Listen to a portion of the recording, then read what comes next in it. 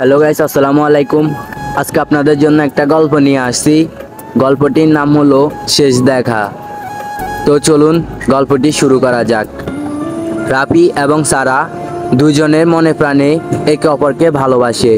তারা ছোটবেলা থেকেই একসাথে বড় হয়েছে। তাদের বন্ধুত্ব থেকে শুরু হয় গভীর প্রেম। তাদের দিনগুলো ভালোই কেটেছে, হাসি, খুনসুটি আর স্বপ্নের ভুবনে। কিন্তু রাফির পরিবারের কিছু সমস্যার কারণে তাকে বিদেশ যেতে হয়। বিদায় নেওয়ার আগে রাফি প্রতিজ্ঞা করে, আমি ফিরে আসব, তোমাকে আবার ভালোবাসায় ভরিয়ে দিব। বিদায়ের দিন, সেদিন তাদের চোখে ছিল অশ্রু, হৃদয়ে ছিল বেদনা। রাফি চলে যায়, সারাকে প্রতিশ্রুতি দিয়ে সে ফিরে আসবে, কিন্তু সময় গড়ায় আর রাফি ফিরে আসার প্রতিজ্ঞায় সারার প্রতিটা দিন হয়ে ওঠে দীর্ঘ আর কষ্টের। প্রতীক্ষার কষ্ট। সারা প্রতিদিন সে প্রতিজ্ঞার কথা মনে করে অপেক্ষা করতে থাকে। জানালার পাশে বসে প্রতিদিন সে রাফির জন্য পথ চেয়ে থাকে।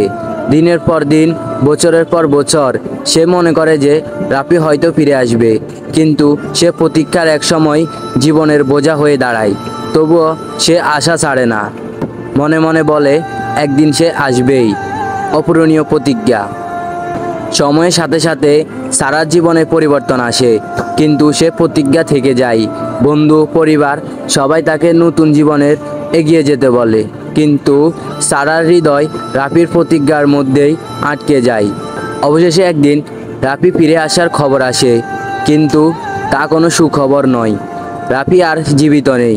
সারা তার জীবনের সবথেকে মূল্যবান প্রতিশ্রুতির সমাপ্তি দেখে রাফির প্রতিজ্ঞা, তার ভালোবাসা সবই সারা নিয়ে যায় তার স্মৃতিতে এক অসীম কষ্টের বোঝা হিসেবে।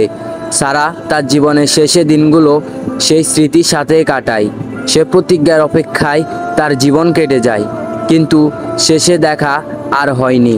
তার প্রতিটা নিঃশ্বাসে, প্রতিটা কান্নায় রাফির প্রতিজ্ঞা মিশে থাকে। বাতাসের প্রতিটি হাওয়ায় আমি তোমাকে অনুভব করি, কিন্তু আর কখনো তোমাকে ছুতে পাবো না।